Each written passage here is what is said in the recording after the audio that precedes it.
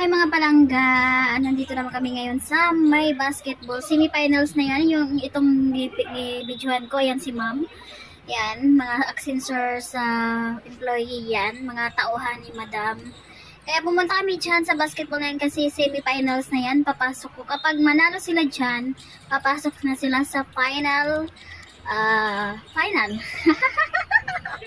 Yan guys, sa totoo lang yung naka-itim na uniform na yan, ang kalaban nila ay lamang na sa kanila yan. Yan, sobrang lamang na yan sa kanila. Pero until hanggang sa katapusan, sila pa rin nanalo. Yan guys, kabado na yan sila dyan kasi nga, malakas na yung kalaban, mataas na yung score ng kalaban dyan. So, lahat ng mga players yan, pagod na. Yan guys. Yan mga palangga. Kami naman at ang asawa ni ma'am. Dito kami sa taas na yan, na side. And then kasama ko yung si Frances Isabel. Yan, nanood kami ng basketball kasi kailangan nandyan si madam sa basketball na yan. Kasi siya ang head ng larong na yan. Siya ang nagpalaro. Kailangan nandyan siya, present siya. Kaya dyan lang guys. Yan, nag-meeting sila, kumbaga nag-time out sila kasi nga syempre lamang na masyado ang kalaban, sobra ng lamang, kailangan na nila, kaya tapos maliit sila dyan, sa katunayan marami yan sila. Yan, grabe ang pag-kuha nila talaga, explain ng coach na yan para mabawi nila yung score. Alam mo, nung tatapos na yung game dyan, nakakakuha talaga, nakakainis na nakakakuha talaga yung score nila kasi nga 2 points ang lamang dyan. Yan, papicture na sila. And then pagkatapos namin mag-basketball, pumunta naman kami sa Vikings.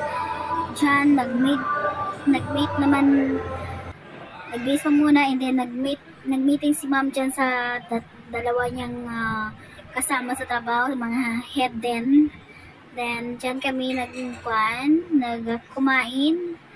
Lahat ng mga pagkain na nandyan, pili ka lang kung anong gusto mo pagkain. Lahat ng gusto mong tikman mo na dyan. Yan guys. By the way, lahat ng mga pagkain na nakahilera dyan, kung gusto mo na lahat ng matikman, kung anong mga lasa at kung masasarap or ano, hanggang sa mabusog ka.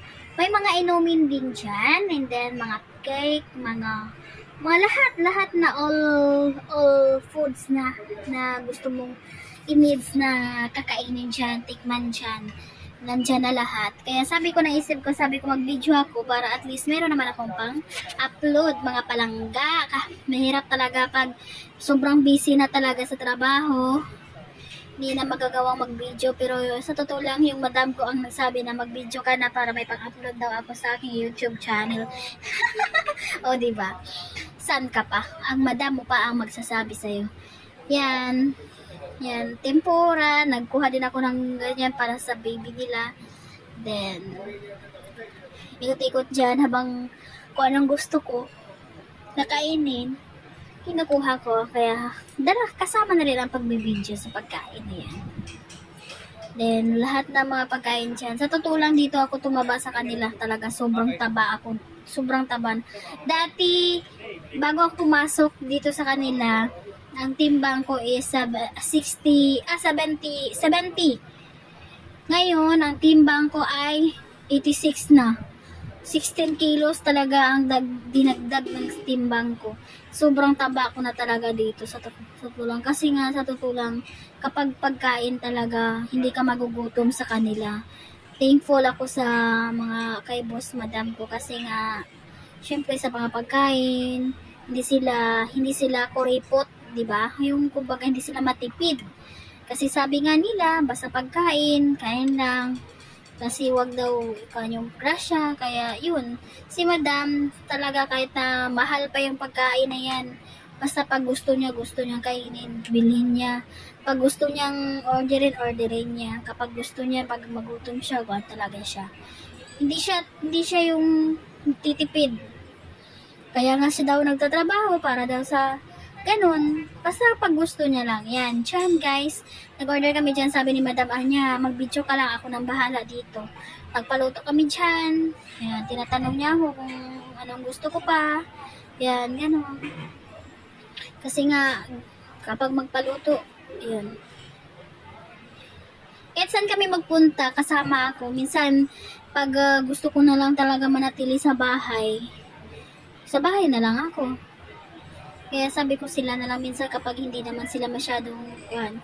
Kasi sa isang buwan, sa isang week, siguro, 2 araw, 2 gabi lang pahinga, ganun. Mapahinga sa paglakad, I mean. Pero kapag sa bahay na lang, yun, kain, kasi po, anong mga pagkain, ganun, kain din. Hindi sila yung among hindi matipid sa hindi kanila tinitipid. And then, mga personal na bagay mo, mga like, mga shampoo, lotion, or ano, sila na ang bahala sa iyo. Sila na ang bumili. Diyan sa mga alak na yan, at mga soft drinks na yan, nag-order din ako dyan. Kasi pinatikim ako ni sir ng alak na kinuha niya dyan. Sabi niya, tikman mo. Eh, alam naman nila nagainom din ako minsan. Ito yung mga amo ko na kung anong gusto ko. Yan, binibili nila yan. Kapag sabi, ano, halin, mag-inom ka, or ano, pili ka na, ganun. Ganyan sila kabait sa akin. Kaya, kung hindi rin ako abusado sa kanila, kasi mahirap mag-abusado sa kanila yung ganun kwan. Kapag mabait sila, di mabait ka rin. Yan. Sa totoo lang, wala akong masabi sa pamilya na ito. Kapag sabi ko minsan, pag napagod na ako, sabi ko magpahinga lang ako. Sabi niya, walang problema. Pag pagod na ako, walang problema. Pag gusto kong manood ng mga panoorin, punta lang daw ako sa kwarto nila. Kasi malaki yung TV nila. And then sa sala kasi may TV din. Pag bumili sila ng TV, akyat nila dito sa aking kwarto, ang isa. Ganyan sila kabait, sobra. Kaya ang pagtrabaho ko rin sa kanila, sinusuklian ko rin ng maganda. Pero minsan may tupak din ako kasi syempre pagod na ako. Ganon. Yan. Kapag pagod na ako, kapag nakita nila yung mukha kong seryoso na, sila na ako nag-a-adjust. Kasi syempre pagod na ako, kaya tahimik na lang ako. Pero nagtatrabaho ako, tahimik yung nagtatrabaho ako. Yan guys, mga palangga, madaming pagkain dyan kung anong gusto mo mga pagkain. mga lahat, mga pizza or ano, anything.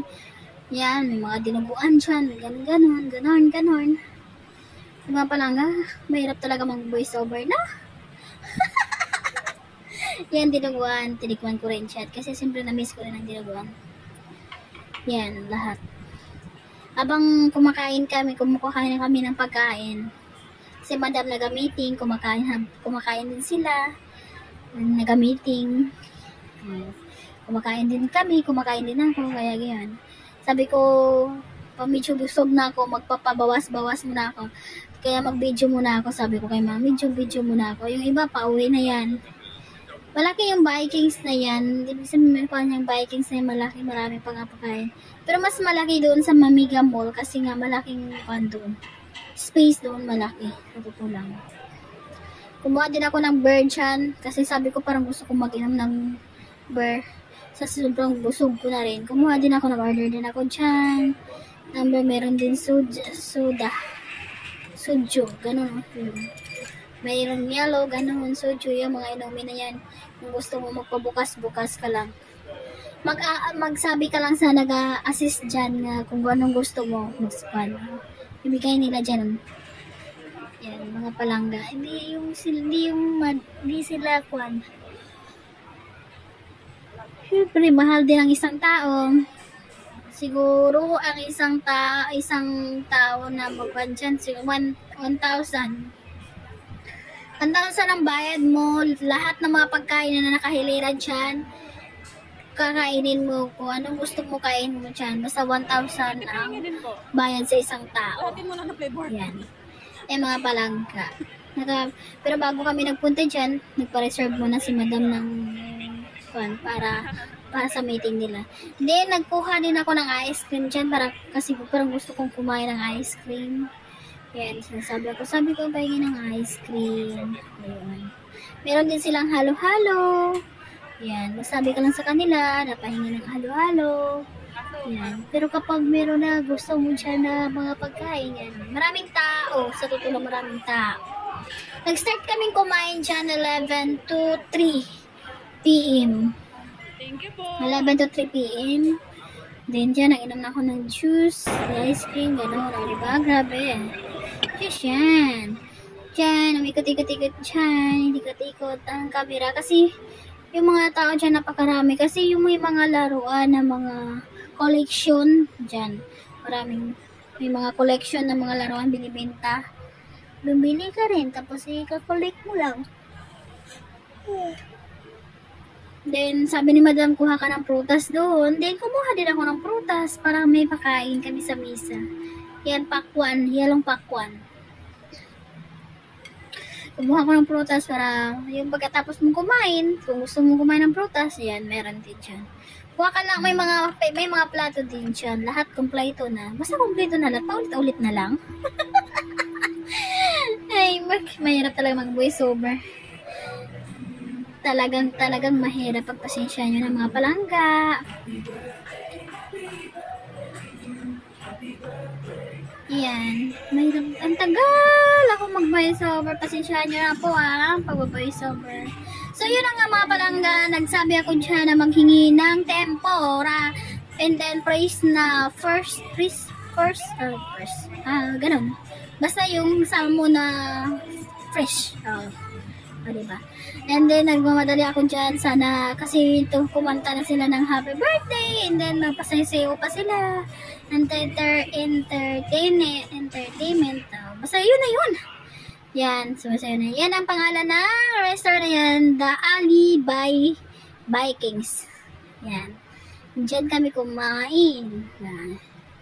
Sabi ni John ko sila, kinmute ko yung music na dyan kasi baka maka-copyright ako mga palangga. So, sinasabi ko lang sa inyo, basta sayo na lang. Diba?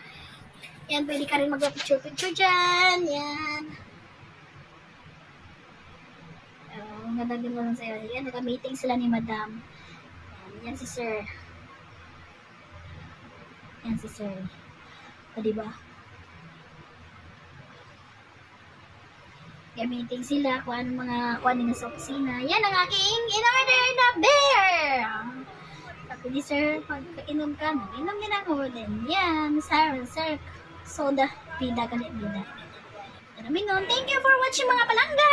Hanggang sa muli! Bye!